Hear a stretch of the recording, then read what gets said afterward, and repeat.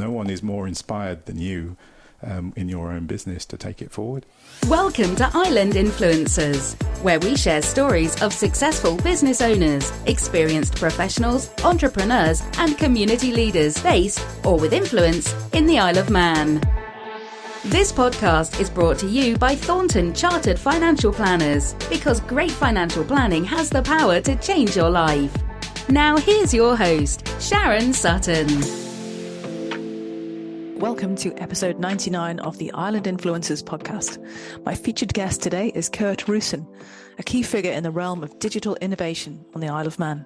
Kurt's life began unconventionally, being born above a transport café in Birmingham, where he honed his communication skills through interactions with customers from a young age. His path took a unique turn when he decided to break the mould and pursue a university degree in computer science. This decision set the stage for his remarkable career.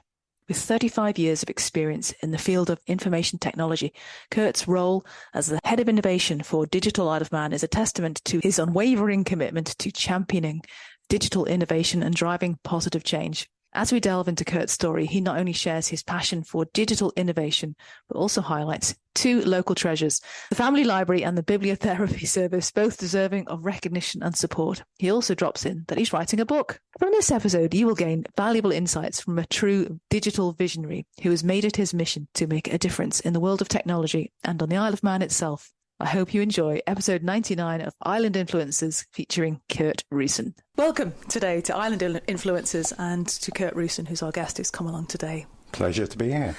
So nice of you to come along.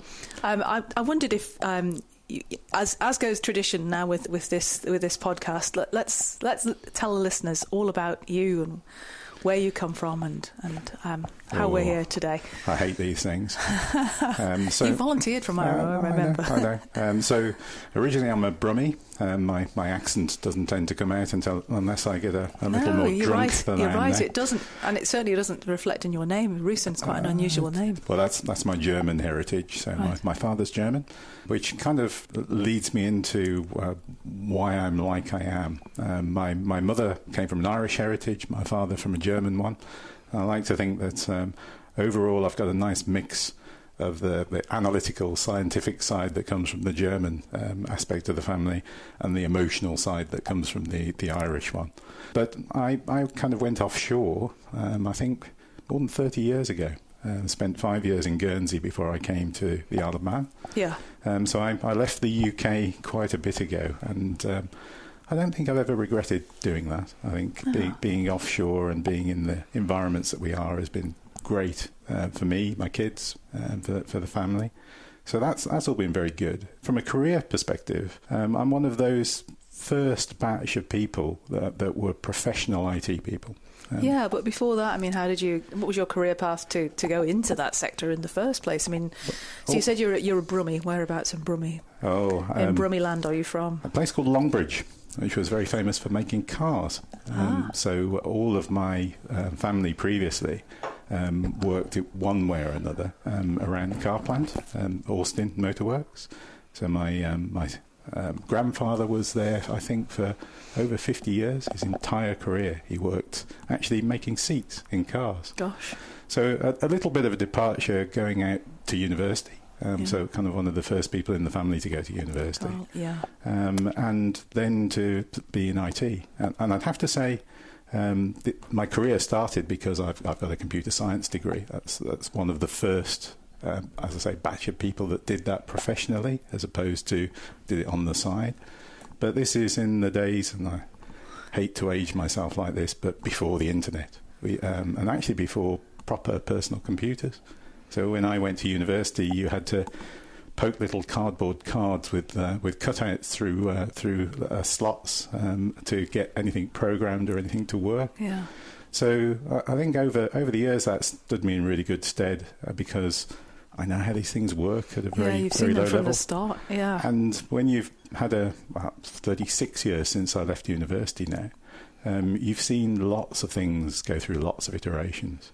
And actually, quite a lot of what happens in IT isn't entirely new.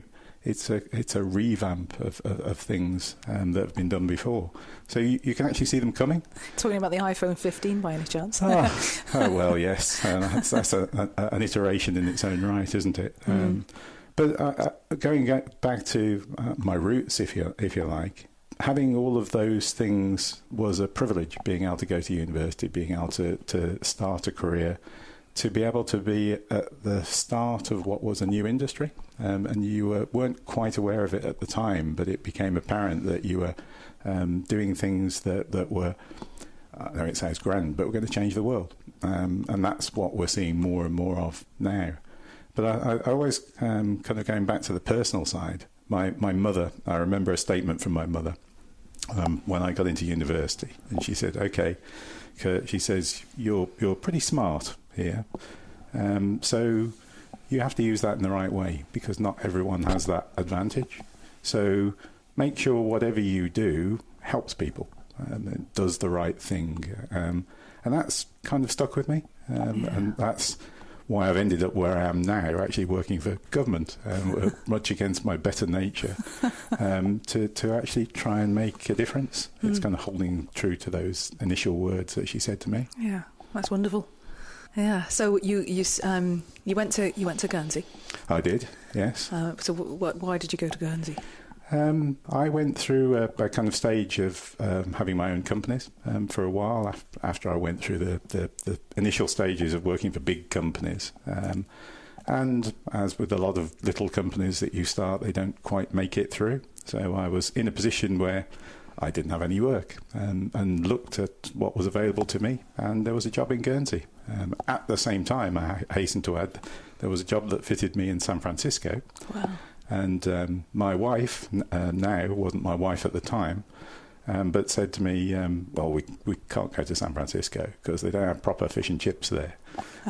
So I think you'll find they probably do now. This is probably true. Yeah. But so, given the two, we went to Guernsey. It was just following the job. But that was where we first set up home, where I got married, where we had our first child. So that way of life then became quite important. So when it came time to move on from that job, I had a choice. I could have gone to Jersey, Isle of Man, or back to the UK, and I chose to come here, or we chose to come here. Although we did have a very interesting introduction to the Isle of Man. I brought Sharon, my wife, over to look around, and we hired a car at the airport, drove to the Sefton Hotel where we were staying, and it was all cordoned off with police tape because someone had jumped out of a window and killed themselves. Oh, no. So that was our introduction to the Isle of Man, a body on the pavement. So my goodness. I'm quite pleased I managed to get her to come here. Well, so rare are those terrible incidents. Absolutely. That I actually remember it happening. Yeah. Oh, my gosh. So, interesting introduction, but we've stuck with it. Both of our children have gone through education, been brought up here. Yeah. Fantastic place to be. And we wouldn't really be anywhere else now. How did you come over career-wise? What the job that was Isle of Man based? I guess it was because Guernsey has a work permit issue, was it? Or so would you have stayed if you could? Or I worked for a software company that created banking systems in Guernsey. I decided to leave. Yeah. And in doing that, you lost your work permit there. Yeah. So I then kind of jumped over the fence and went to work for a name that some people remember and other people won't. I went to work for Abbey National.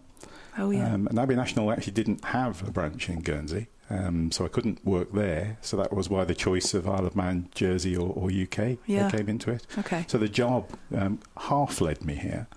And I suppose that's the nature of particularly IT, that you ultimately can work anywhere. Even more so now, you can work anywhere, even if your company is in a different place. Sure. But certainly in those days, IT was expanding very rapidly. The number of professionals that were available to fill the jobs weren't there. No. Similar cases as exist now. But there were lots of places you can go and lots of things you could do. Myself at that time, I'd kind of locked myself into the banking world from an IT perspective. So my movement from a software company that built software for Abbey National. To work for Abbey National was kind of an easy way to go. Yeah. But that's led me into some fantastic things at the time.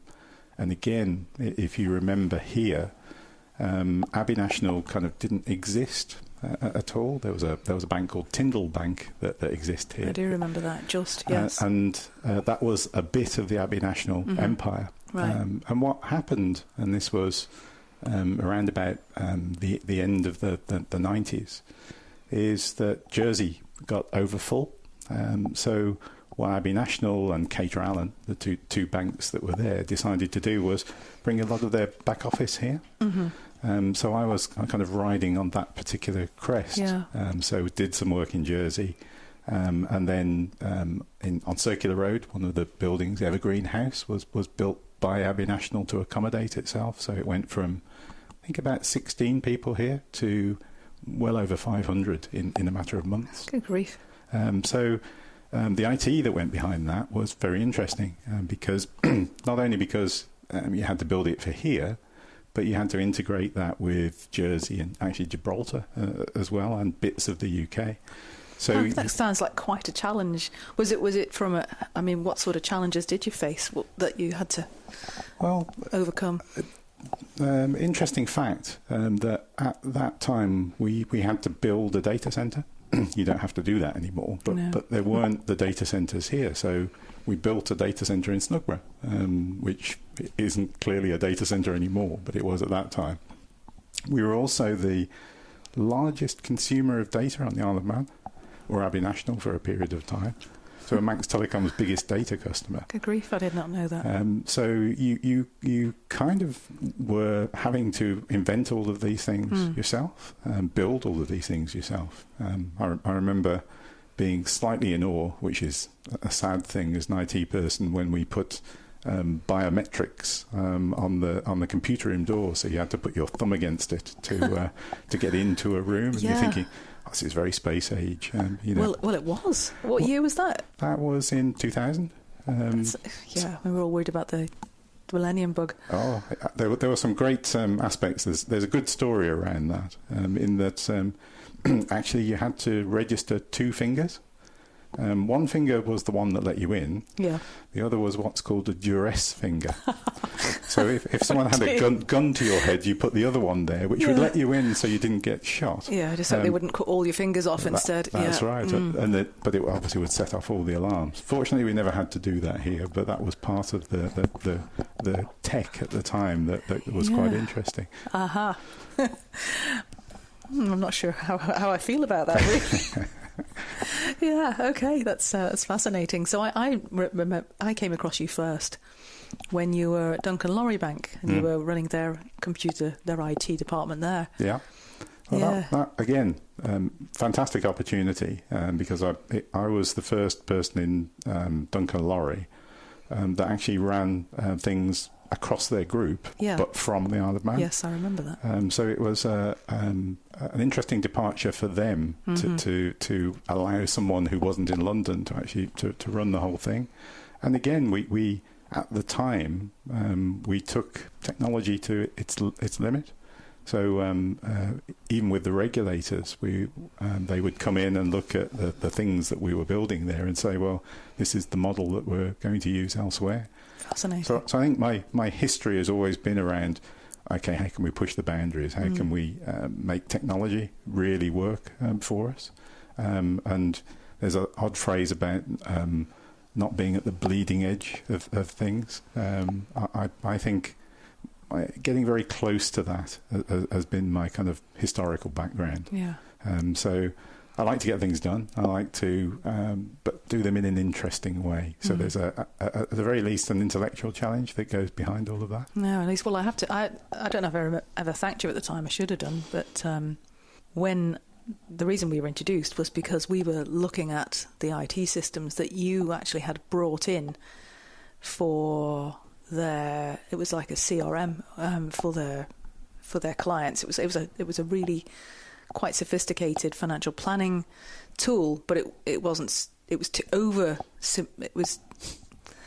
it was a lot of money, and it didn't work properly.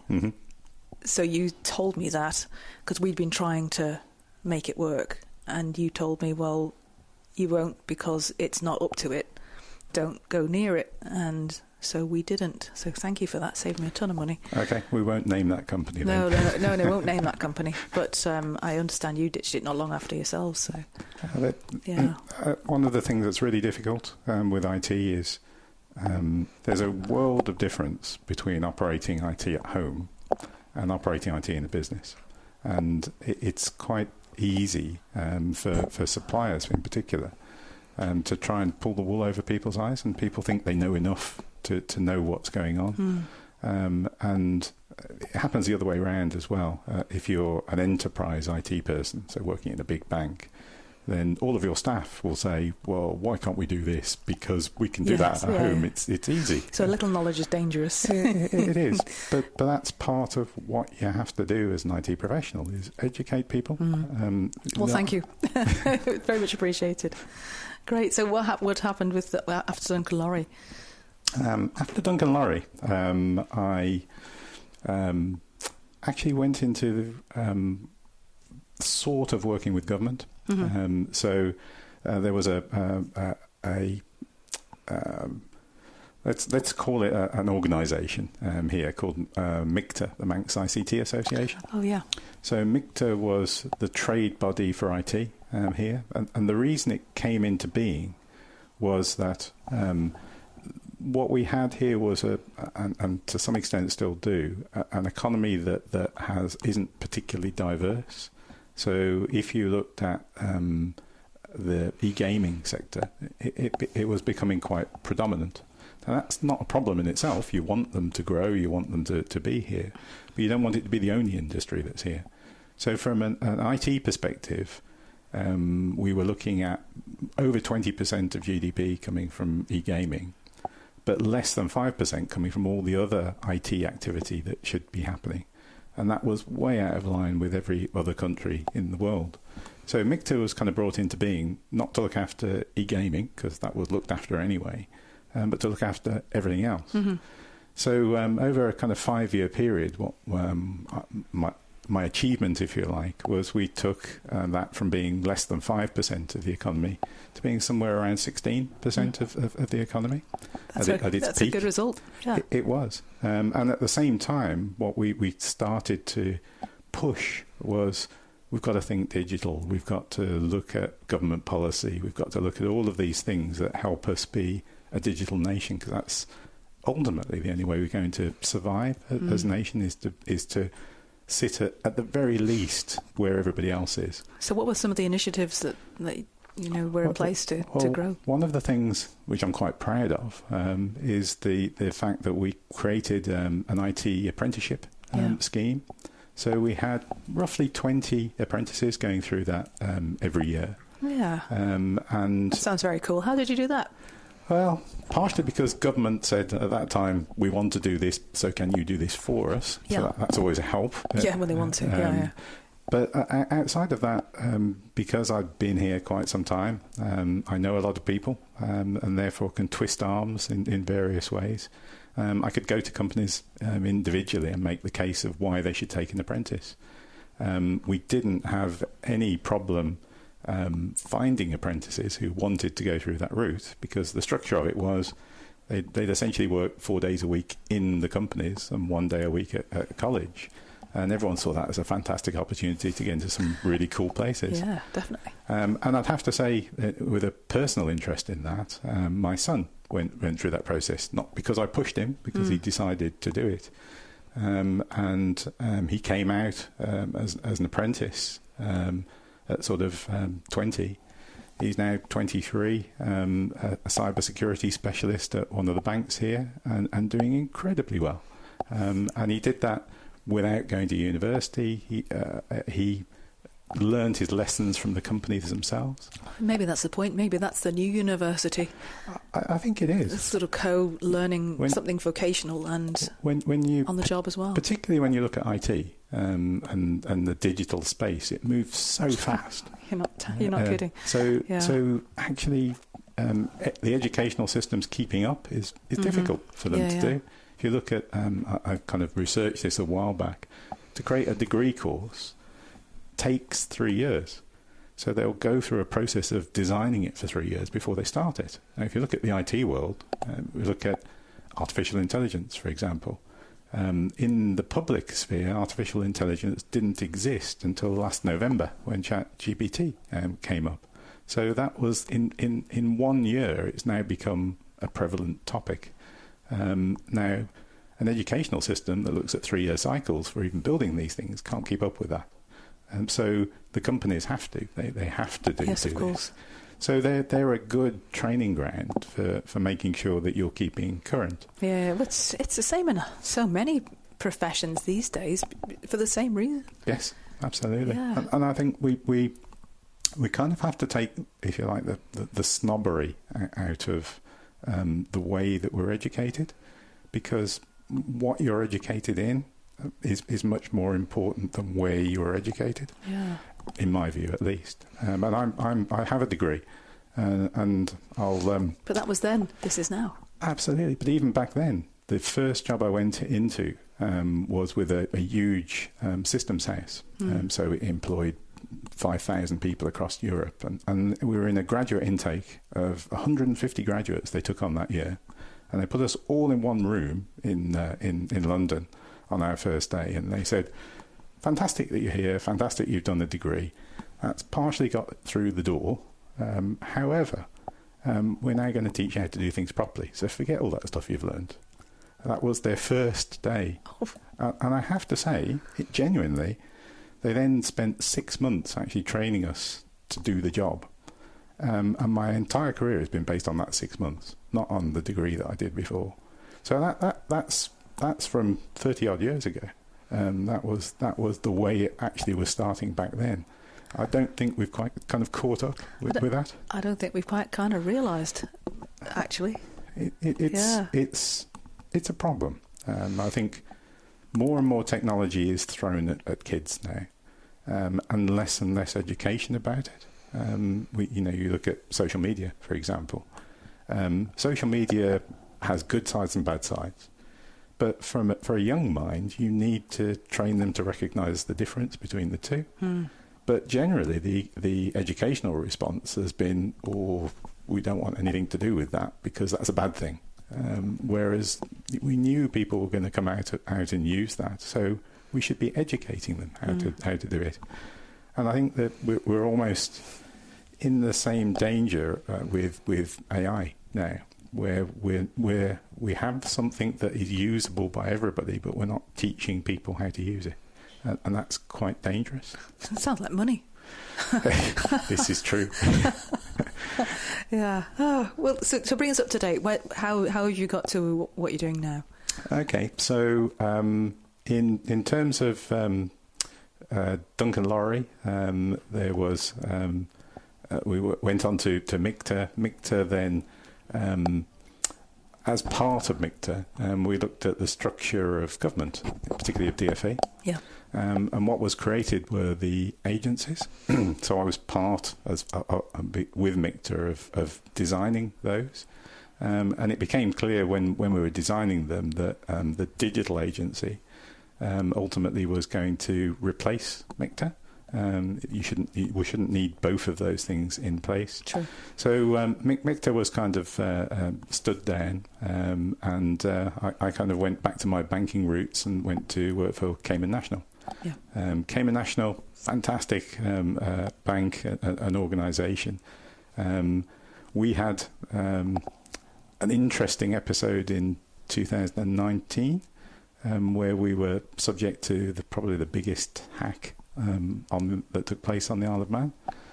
So I then became probably one of the only IT leaders in the UK, certainly, that was there when a hack took place, and also there 2 years later when we finished all the remediation of that, because normally you'd expect to lose your job over this. We took a more pragmatic approach to that, or my board certainly did, and gave me the task of fixing it. And actually what we learned over that period was, even though we're a tiny little bank tucked away in the Isle of Man, we were actually attacked by state actors. So it was ultimately Russians that took us. And what I determined that let me sleep at night was that all the defences that we had just couldn't cope with the resources that were thrown at us to actually hack us. So there was no way that we could have defended ourselves. It was impossible. Goodness. So how does that speak to banks today? It's interesting. In relaying that back to the board of the Bank of Cayman, I had to make the statement and change the policy to say, look, if you like, the first level of defences that you have, and some people only rely on one layer of defences, given time can be breached. It's like a siege on a castle. Ultimately, they'll find a way to go through those walls. So you have to put up multiple walls. You have to actually anticipate the fact that people will come across certain defences, and you have to lock them down. But that's a change of policy, because everyone previously was kind of thinking, well, we'll just make the outer walls stronger and stronger and stronger, and that will mean that people will go away. Yeah. Now, that old adage of, I don't have to get away from the lion, I just have to run faster than you do and you'll be caught rather than me. People look at that from a security perspective as well. And the old adage was, if you make it really strong, the hackers will look and say, oh, that's too difficult, I'll go somewhere that's easier. Now, in our particular case, it was almost the opposite. Because there was something strong, what these particular hackers, because they took years to go through this process, said was, well, if it's strong, that means there's something interesting behind it. So we're going to persevere because we want to see what's actually behind there. So the opposite was the case. So it's a non-win situation, but I do. We kind of lecture people now. Actually go out and talk about exactly what happened and how we were. I wouldn't say caught out, but we hadn't designed things in the way that they expected it to happen. No, sure. I mean, I know that our system's now two-factor authentication, and I guess many personal logins are, because usually that's the weakest link, isn't it? I mean, things like two-factor authentication or multi-factor authentication, as it is now, is really something everyone should have, and it's interesting if there's a mindset that says they don't need that, and actually there's a whole range of things behind that aren't right. And it isn't as if those things are expensive now. They're not. They're relatively inexpensive to do, but they can make such a difference to that kind of attack posture. Yeah, indeed. So that's where you're now digital. On the digital agency? Yes, so I after the trauma that I had of the 2 years of remediation, the war that I had with hackers, I moved on from Cayman and have kind of decided, and this sounds a bit morose, in the twilight of my career. Oh, come on. to actually see... You're a youngster yet. Well, thank you for that. You're welcome. I have worked in and around government here for many years, through MICTA and things like that. And you've seen some of the things that you weren't able to do. And I suppose my last shot at this was really to say, well, does that change if you're actually inside the tent? Can you make a difference? So I've come into digital with a fantastically grandiose title of Head of Innovation, and I'm determined to make a difference. And if I can't, then at least I've given it a shot. And what's quite gratifying along the way is lots of people who I've worked with over many, many years have kind of gone, ooh, that's interesting that you're there. Perhaps we'll give the government another shot and we'll try all these things again. So I'm getting a lot of help and assistance in that, just kind of coalescing thought and, as I say, trying to make things happen. Yeah, and I know you've done that outside of work too. I mean, we could do a whole podcast episode altogether, but on your work with the Family Library, I know you've done quite a lot of work with that. 11 years I've been running that. 11 years, is it? That's another lifetime story. So publishing books as part of that, you were saying? Yes, we again, we saw a little bit of a niche because we were related to books in the family library. There were graphic designers and people who'd gone and done publishing degrees who, particularly through COVID, when they came back, they had nothing to do here. There weren't the jobs for them. Yeah. My daughter being one of them, and that's my kind of little bit I'll add into there. So we created a company, took on 3 graduates within it to publish children's books. And I think we ended up publishing 4 or 5 books. And it's a really great learning experience for those 3 graduates. Absolutely. Yeah. And what was even more interesting was we managed to do it entirely local. Yeah. So local writers, local printers, we were the publisher, so we were doing that locally. So everything came from here, which was, again, unusual. Yeah. And fantastic experience for us all, really, watching these books kind of come to life. Sure. But that partially was me thinking we needed to do something so that those graduates didn't just end up doing something they didn't want to do or something they didn't train for. Or nothing. Absolutely. Yeah. And to be fair, the college did something similar. It had a company that it created that it put, I think it was 11 people into. Yeah. It's marvellous, really. The things you never hear of. Absolutely. Yeah. And there are lots of people in lots of senses trying to do things, some with more success than others, that just don't get recognised when they do something good.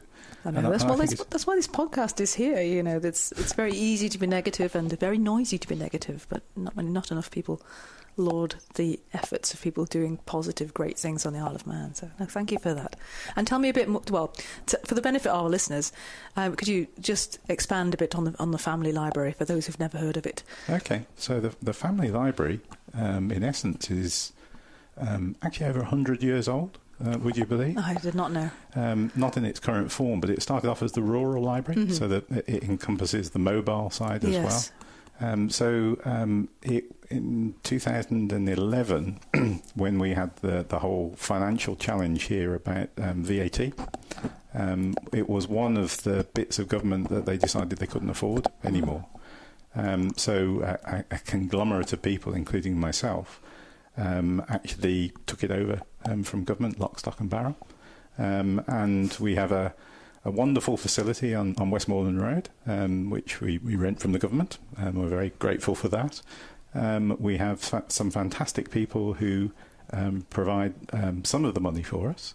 So we've been very fortunate to be funded by the Scheinbergs since the beginning, actually. Yeah, that's nice. We've had various dips in and out from the government helping us. At the moment, they're helping us with our funding, but we have to raise funding all of the time.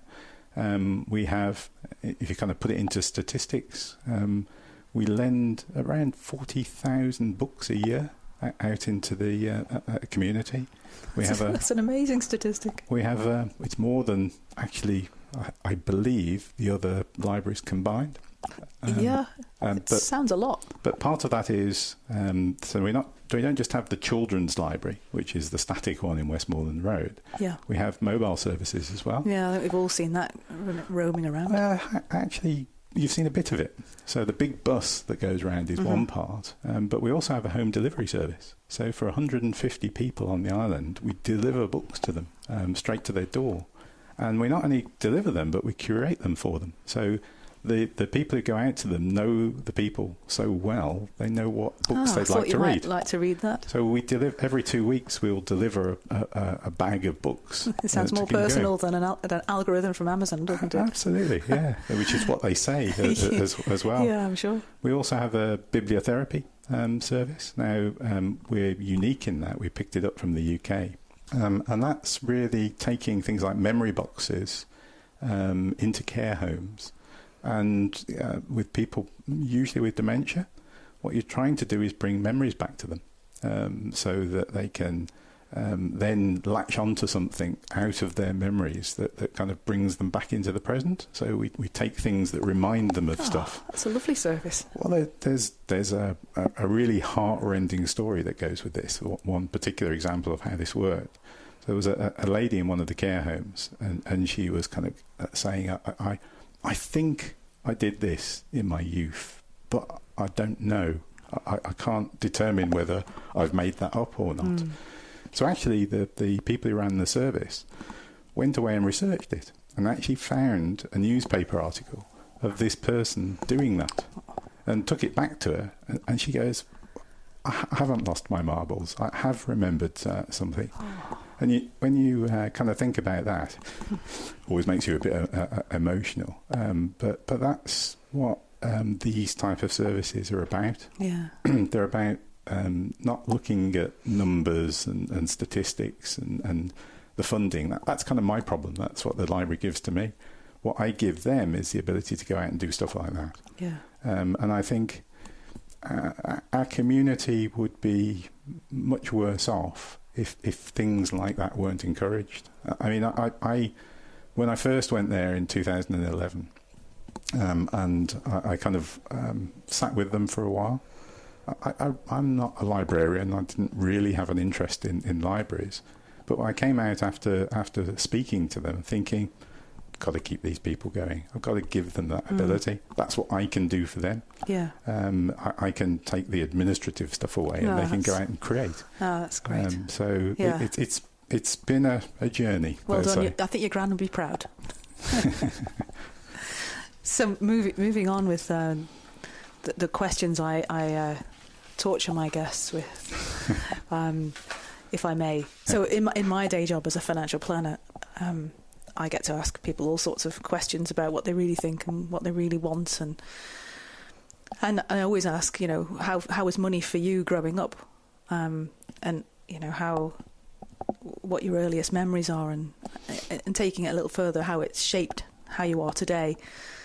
The behaviours that we all sort of... interesting question. Yeah. So if I go to my roots, so back in Birmingham, my mother's parents were in catering all of their lives. So I actually was born above a transport café, which they owned and ran for 40-odd years as a couple.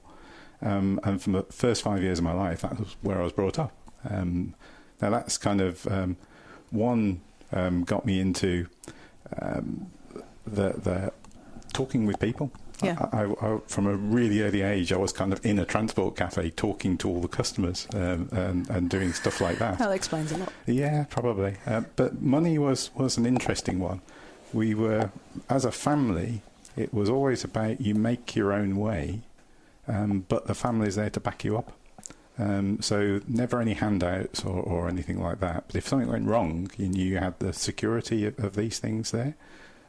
So that's, I think, an interesting way to look at it. You knew you were safe, I think, is the key message. But you had that opportunity to kind of go out, take some risks, but define your own path. And therefore, money wasn't not there, but it wasn't just freely available to so you could sit back and not make your own way in life. And I think that's a kind of important message that hopefully I passed on to my kids as well. That if something goes wrong, we'll always be there for them, but we're not going to just give them things. They have to work for them. Yeah, it's a good message. It's a good message. So, and of all the things you've done so far, what's given you the most fulfillment? You can take this from a business and a personal perspective, if you like. So from a business perspective, there's probably three here. Okay. So I'd have to say the family library is kind of in the middle, because it's not a business, but it certainly is something that I'm quite proud of, particularly the longevity of it. We talk about businesses lasting 7 years on average or whatever. Well, I've got to 11 with the family library, with some very interesting challenges along the way. From a business perspective, a bit like yourself, I have an industry body, or a professionals body, which is the British Computing Society, Chartered Institute for IT. So a few years ago, I got to the pinnacle of that of being chair of their governing council in the UK. Congratulations. And it's a big honour, isn't it? It is. You kind of sit there saying, how did I get here? Yeah. And why are people paying attention to me? Because I'm a nobody with the people around you. But even in that, I was very focused in that role for the 2 years I had it on increasing diversity. I had a council when I started where the average age was 65. That was my council. It wasn't diverse in any sense. It didn't have a balance of men, women, or any kind of different ethnicity in there. Now you look at the council and it is. All of those things are represented. I'd like to think I started that process of thinking about it, and also modernising that and saying, we've got to be relevant to young people and all of these things, and not be what looked like when I first started, an academic place for people to go and ponder about what happened 60 years ago. We needed to look forward, and I think it's done all of that. So I'm, in a business sense, I'm very proud of that. Yeah, so because you should be. Yeah. It's my profession. Ultimately, that's a recognition that I have a place to play in that going forward. From a personal perspective, it always has to be about your kids, really, doesn't it? Definitely. And I'm very proud of the fact that they've taken on board that message of making their own way in life, and they've done that. And we've helped them in various places, but not unreasonably. And they're both happy, and they're both settled in one way or another. Or my daughter has just fled to the country and gone to live in Holland, but that's a new experience for her. I did that when I was younger, so I don't see why they shouldn't. So I'm very proud of them. Yeah. And I think myself and my wife, hopefully we can take some credit for the route that they've taken. Definitely. Thank you for sharing that. And I know you mentioned early on that you had a go at running your own business, and you've done that since successfully. But for any aspiring or existing entrepreneur, what would be your number one tip, or even as a community leader? I think in the various enterprises that I've done, I think one of the failings, looking back on it retrospectively, is not having enough confidence in yourself. I always looked at companies and thought, well, I'm not good enough to run this. I don't know enough, or I'm not qualified enough, and therefore brought people in.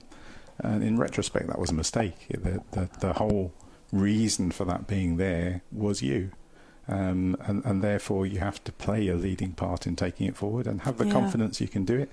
Doesn't mean you don't take advice and bring people in, but you can lead these things yourself. No one is more inspired than you in your own business to take it forward. No, that's right. It reminds me of a line, I think. You've got to be your own star, the star of your own movie. Yes. Yeah. I absolutely agree. But it doesn't seem that way, particularly when you start growing businesses quite quickly, that you think, I have to get all this expertise in. But don't lose sight of the fact that you can be the boss of this. I think that's my key message. That's a great one. Thank you.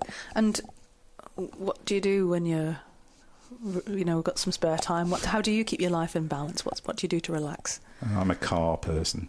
So I play with cars one way or another, much to the disdain of my wife when I suddenly acquire one, and she goes, well, where did that come from, and why have you got that?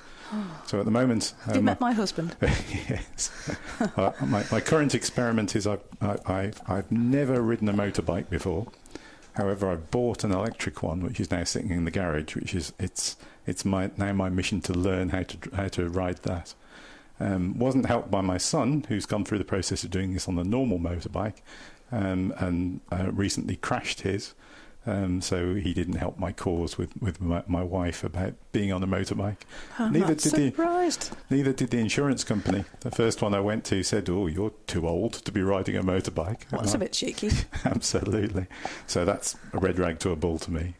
But yeah, they're kind of my passion, if you like. And I've started going with my son now to some of the Formula One, which again we do kind of drive to one in Europe, and he currently now holds the the family land speed record for driving at 152 miles an hour on the autobahn. Oh, God. Legally, I would add. Yeah, I know it's legal, but it doesn't mean it's right. No, but into those type of things. But otherwise, part of my job, because it has a lot of research related to it, is a lot of reading. It's a lot of always constantly something sparks my thinking process, and it's okay. I've got to go away and find out how to do that or how not to do that. So a lot of reading on the screen at the moment. Wonderful. And tell me, what do you think are the best things about living in the Isle of Man? Oh, there's a list, right? Too many. I like the fact it's not full. So you kind of go to London and it feels oppressive in a way. Lots of people, lots of traffic, all of those things, which we don't have here. And ultimately that way of life, that means it's a community here. Yeah, I mean, you've lived in Guernsey for a while too, so it feels that it's got enough room here too, as opposed to there maybe. Guernsey was a bit more squashed. It is a bit, isn't it? Yeah. And it has its own charms, certainly.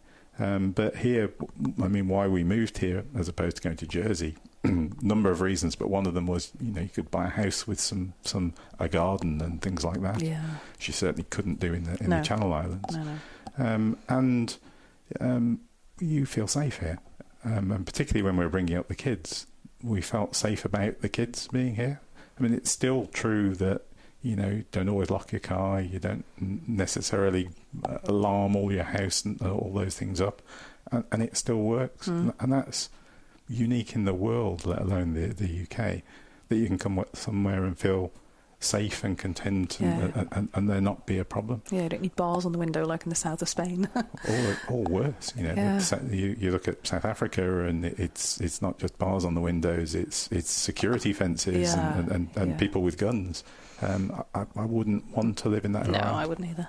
No. So I think that's the charm that it remains. And also I have to say, in 20 odd years being here, you can be a big fish in a small pond.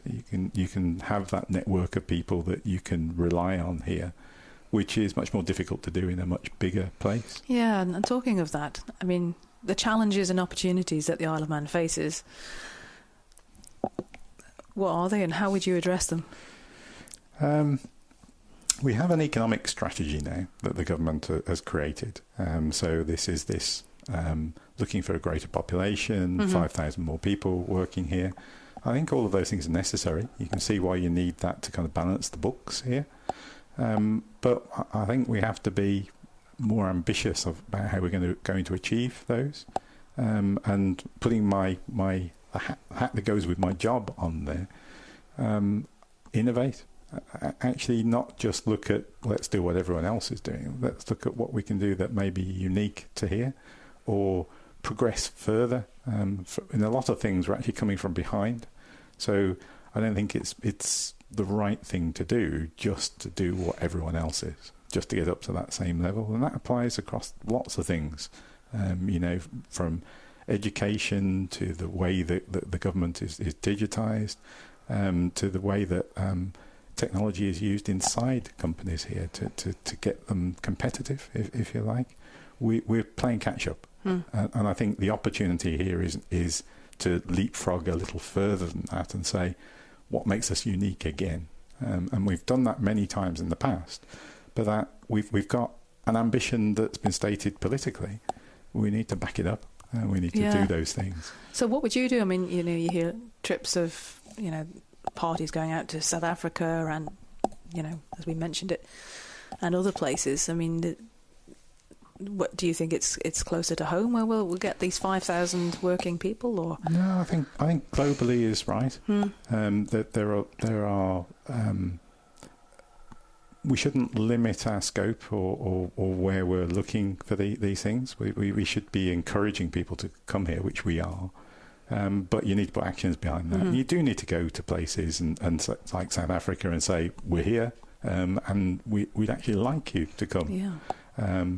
But behind all of that, you also have to make sure that the experience when they come here is a good one. I hope I won't get into trouble too much for this, but you kind of, if the first experience of a person landing here is a whole raft of forms that they have to fill out on paper. I don't know. I think that's preferable to a body on a pavement myself. But, well, that's true. But if we're not sorting those things out to make the experience seamless, to make people feel welcome and that they're taken into account, particularly, if you look at my sphere, so the digital space. Digital is one of those things you really can do from anywhere. So the remote working works in the digital space. So you have these digital nomads, these people who kind of work for anywhere from anywhere. Now, if we're trying to attract people like that or anybody digitally, then they expect certain digital experiences. So the onboarding into government is one of those that if they don't see that, they go, what is this place? Is it really a modern digital society, or is it back in a different era?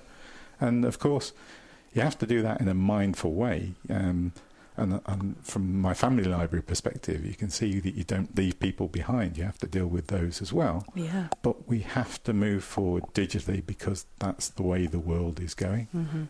We just have to find a smart way to do that. But we can't not be on that journey. No. That's the danger at the moment. Okay. So bring more digital nomads here and...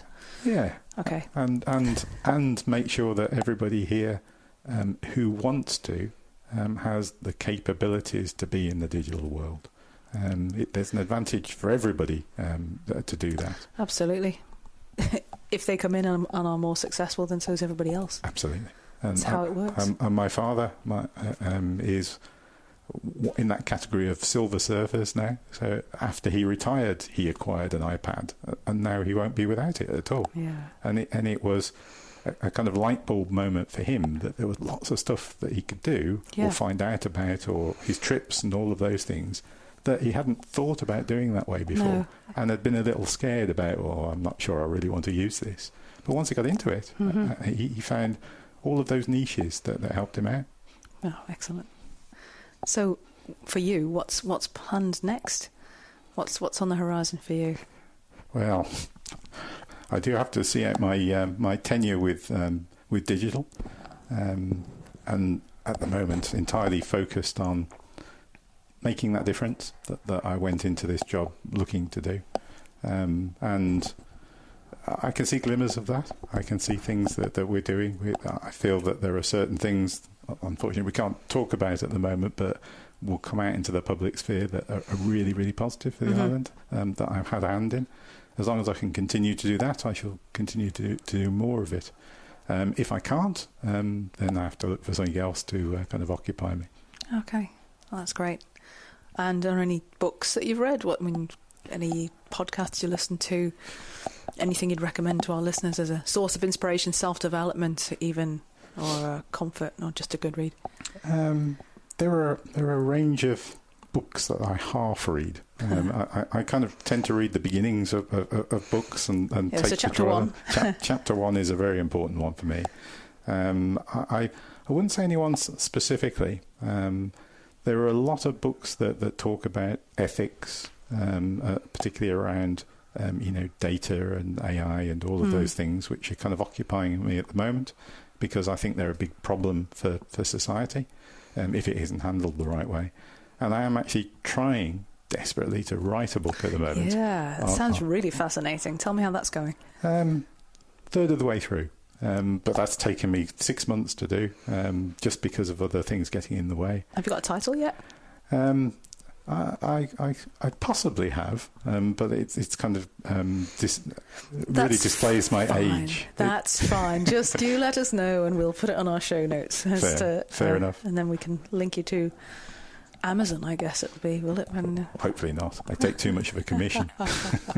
In fact, it might not be a paid-for book. I might give it away, just because it gets ideas out of my head, and perhaps somebody will take something from that. Oh, well, that would be a very altruistic thing to do. So who inspires you? Who inspires me? In a way, my kids do.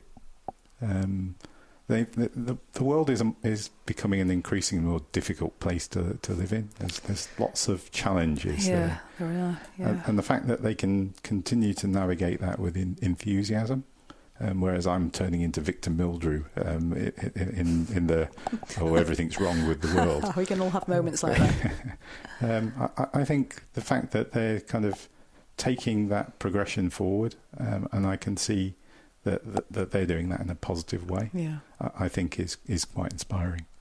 Oh, that's lovely. And what's your favourite quote? Oh, my favourite quote. That's a really interesting one.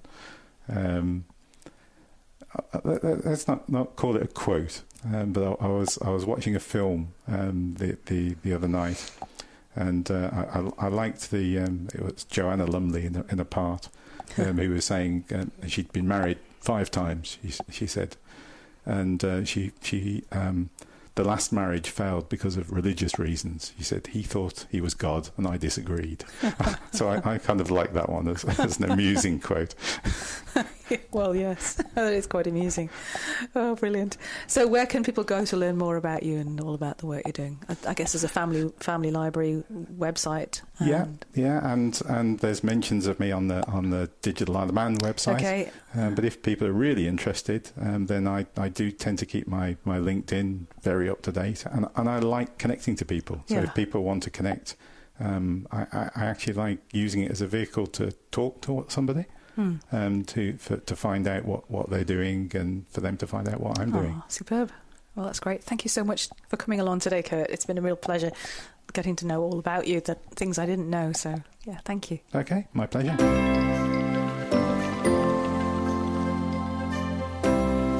Thanks for listening this far. I hope you found this episode to be valuable. If so, I'd like to ask you for a small favour.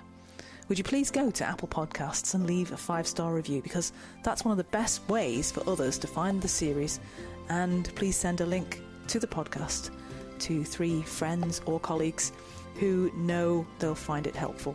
That way we can spread the word about how great a place the Isle of Man is to live and work, and help spread some positivity. Thanks again for tuning in and being part of our great community. I'll see you next time. Island Influencers is a fortnightly podcast. Make sure you don't miss the next episode by clicking the follow button on your podcast platform. A big thanks to the producer Catherine Watts from Social Cues and editor Martin Bamford at Bear Content, and thank you for listening.